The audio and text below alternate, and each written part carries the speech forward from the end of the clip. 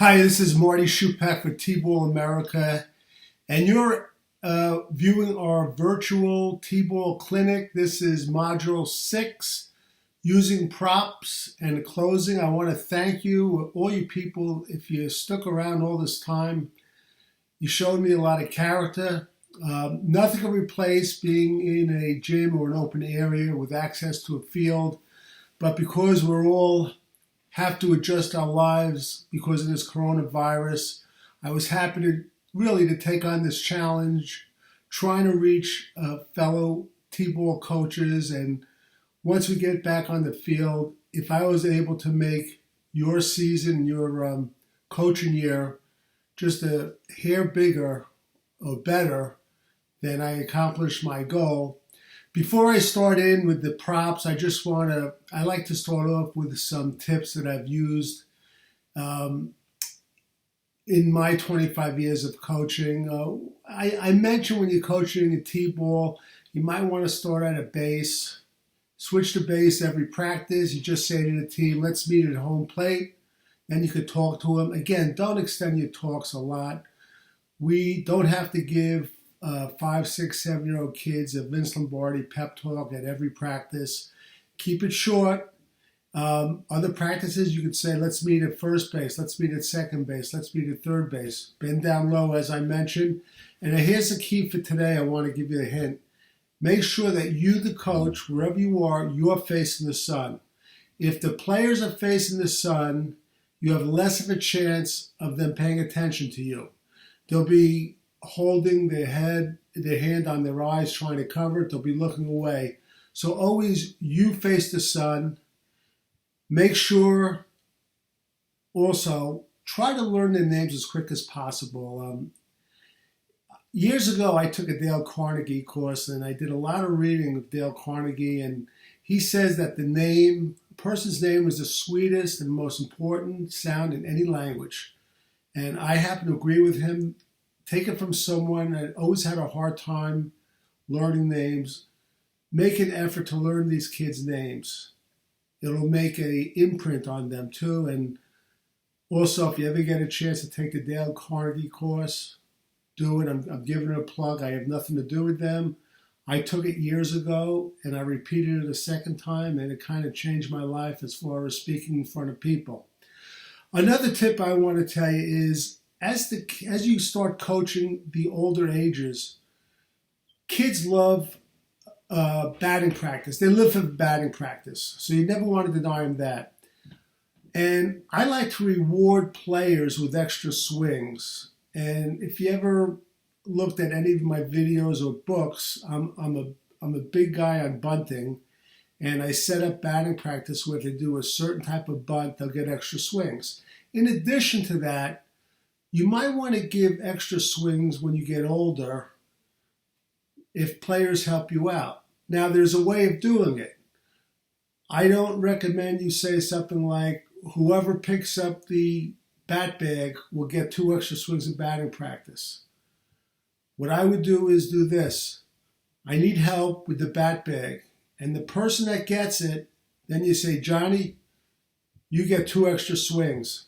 So you're showing the reward after the action, and you'll see after that, the team, they'll really hustle to help out. It's a very good technique, and I hope I explained it right. All right, let's get to props. Props, it's one of my most exciting things to do when it comes to practices. And part of the reason is I'm not the handiest guy, and as my kids were young and getting older, I couldn't go out because of our situation, and I couldn't afford to purchase, let's say, a batting net and machines. I had to make do and be creative. So I want to show you some of the things that I did. I'm going to go through it very quickly. And I have a little bag of tricks here. And actually, when I was young, I remember I used to watch this cartoon, Felix the Cat, and he had a bag of tricks. And that's what I feel I had here. I mentioned throughout the other modules a rag ball. And what I do is I go down to like a Home Depot or Lowe's. I'll buy a 10-pound box of rags. It's not that expensive. And I'll wrap it with masking tape, either 2-inch or 1-inch masking tape. This is a partial wrap, and this is a full wrap, okay? And I do the toss drill with this, and it works out great. I have players do it on their own, and you'll find that this is okay. It won't damage the fence at your league field, though you have to get permission to use it. The one thing I'll tell you, when you wrap the rags, don't wrap it too tight, because you'll be doing some of these drills against the wall at the school. If you wrap it too tight, it has what I call bounce back. And even though it's fairly safe, you don't want to bounce back and hit one of your players in the eye. You want to wrap it loose.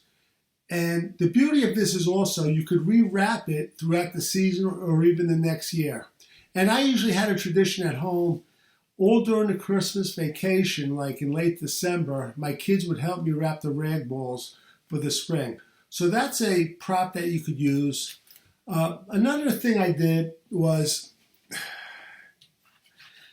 I made these paddles, and I put a pair of gloves behind it, cut off the tips,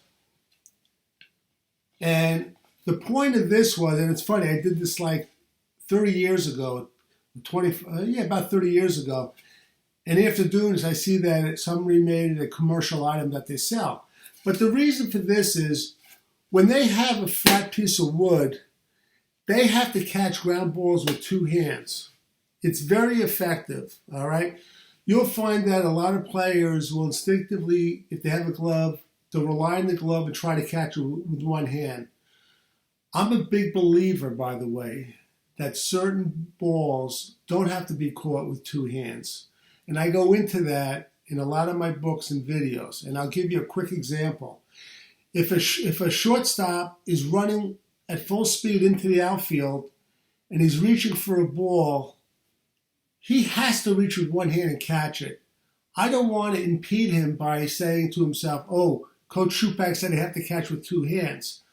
There are times when a player is stationary where he should catch with two hands, but as you continue with your coaching career, make sure you practice with your kids catching one hand and two hands. Very important. So that's the paddle. And as far as attaching it, I used either glue or staples. And it's very effective. And not only, this is plywood, half-inch plywood. You could use like an old ping pong paddle. It's just as effective. All right. You could go down, by the way, now. I'm going to follow it with you, so please forgive my eyes. On the next item, I have what they call the milk container catch. And what I did was, I was looking for another alternate, and I mentioned I don't like the way the young gloves are made for kids, and I want them to have a good idea how to catch a ball. Now, what I did was I took a milk carton, I took a utility knife, and I cut it. And then if you look here, you'll see the top. I put duct tape on because it could be a little sharp. And then I would have catches with my own kids and then with my team. It's giving you another technique to catch an item. I'm not even going to say ball because I used a rag ball like this. And remember, I showed you that at the young kids, you could use the scratch just to build their confidence with fly balls. This is pretty effective too. It's another method. Okay, so that's the milk container catch. The next item is, if you look at the picture, is the rag ball rope hit. This is interesting. I was looking for a way. Like I said, I couldn't afford a pitching machine. I was looking for a way where my kids could swing the bat by themselves, something that could be a little bit effective. Also, it would be safe if I wasn't home. I don't have to worry about the machine throwing balls wildly. So I kind of invented this. I call it the rag ball rope hit. And what I do is, and you have to excuse me for a second, I take a rope, just as you see it hanging, and here's the rope. And I make a rag ball, but I tie the knot while it's on the rope, and I wrap it like this, and then I wrap the masking tape around. Now, when you do this, I put 2 knots, one on top, one on the bottom, because when your son or daughter hits it, it's going to move, and you don't want it to come off. This is a very good drill for the kids when they're by themselves. They could hit. If you see it, if you look at the picture, it's at one height, but you can actually make it longer and tell your son and daughter, take 5 swings, then wrap it around a hook to make it shorter. Now, the one thing I'll tell you is, after they hit it, it does a lot of swinging, and you could show them with the bat how to slow it down. I was at a clinic, and I presented this, and I had somebody raise their hand, said they did the exact same thing, but they said they used a type of wire where it didn't swing that much, where the player could get more repetitions. You could be creative. My number one concern is safety, though. And when I hear wire, I start thinking of sharp ends and all that stuff. But I wasn't really clear what type of wire the gentleman used. But you could be creative. This works. I used the bottom of the deck. Now, a lot of these things I'm showing you, you could adjust in the inner city. And I just want to tell you, I've done clinics in farmland in upstate New York, also in inner cities in Washington Heights, Manhattan, in Roxbury, right outside of Boston. And I'm telling you, and I said this at the very beginning, I've had the coaches and the league presidents tell me things like, Marty, you can't do your ideas here. We don't have the facilities. The parents are different than they are down in your area. And I'm going to tell you, that's not true.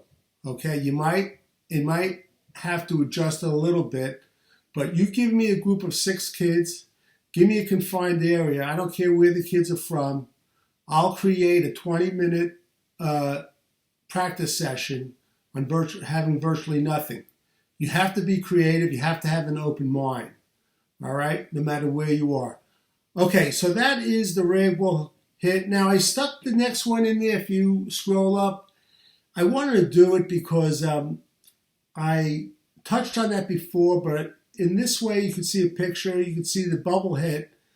I'm kneeling down, and it's not clear because the bat is moving. That's one of those big red plastic bats. And listen, if you invest in anything, make it baseballs and also that big red plastic bat. It comes in handy. You can have a lot of great games. I've played games with that, kids up to 14 and 15. All right, so this is the bubble hit. It's important to look at this and to understand it because you have parents that have kids on your T-ball team that have younger brothers or sisters. They could do the bubble hit at 3 or 4, and you could explain it to them. There's nothing wrong with sharing some of these ideas to your parents, and they could do it. Remember, we're doing this to build a foundation. We're not just coaching T-ball for 1 year. We're building a foundation for our league, for our community, for baseball and softball for the long term. So you don't just want to touch the people on your team. You want to touch the brothers and sisters, okay? All right. And the last one is what I call the homemade backstop. And I touched upon this when I had the game, if you remember, with the 2 squares. This is not showing the 2 squares, and the picture is not showing the attachment. But if you excuse me again, I'll just show you how we did this in my backyard.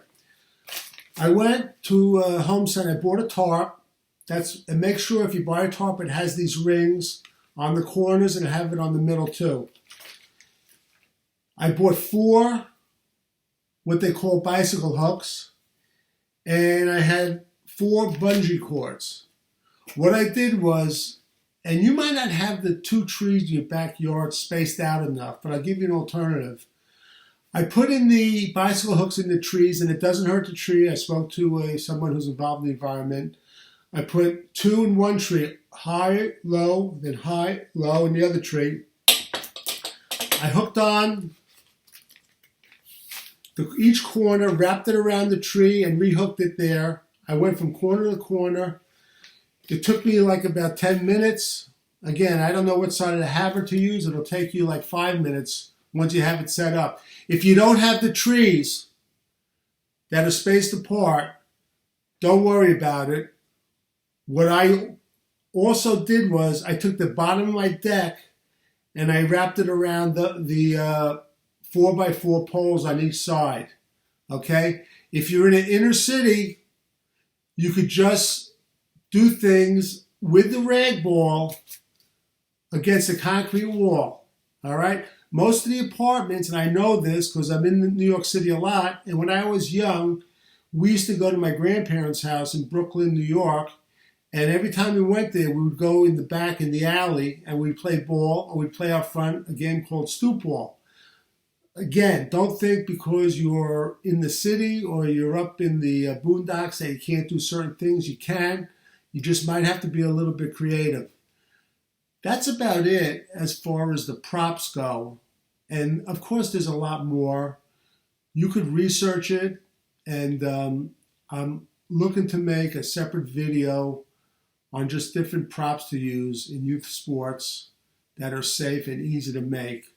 I just want to close and just talk to you a couple of things. And if this is your first coaching gig in T-ball, you're actually embarking on a great journey. And I call it not just a great coaching journey, it's a great journey that you're going to coach a sport, and you're also going to coach a little bit about the world.